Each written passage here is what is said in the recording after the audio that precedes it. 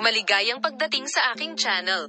Ngayon ay nandito ako kasama ang balita ni Engin Akyurek at Tagbabuyak Ustan.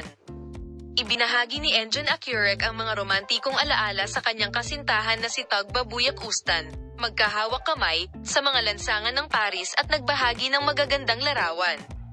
Ang lahat ng mga detalye ay makikita sa aming video.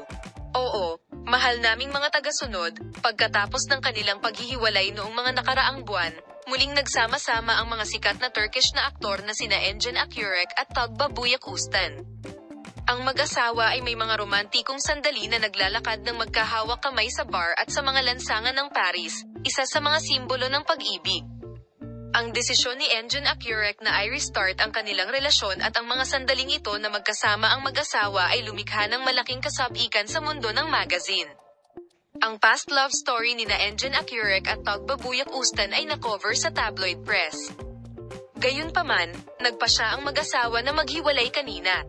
Gayunpaman, ang hindi inaasahang pangyayari na naganap kamakailan ay nagpapakita na ang dalawa ay nagkita at nagpa siya na bigyan ang kanilang relasyon ng isang bagong pagkakataon. Ang sikat na mag-asawa ay nagkaroon ng isang romantikong pagpupulong sa mga makasaysayang kalye ng Paris. Ni-refresh niya ang magagandang alaala nila sa nakaraan sa pamamagitan ng paglalakad ng magkahawak kamay kasama sina Engin Akyurek at Tagbabuyak Ustan.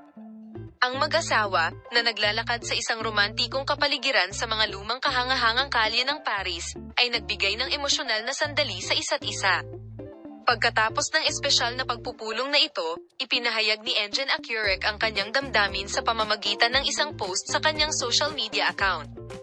Ang pagiging kasama ni Tagba sa mga lansangan ng Paris ay palaging nagbibigay sa akin ng kapayapaan.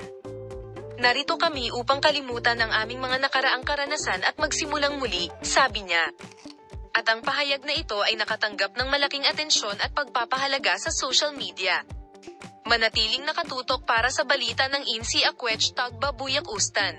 Palam.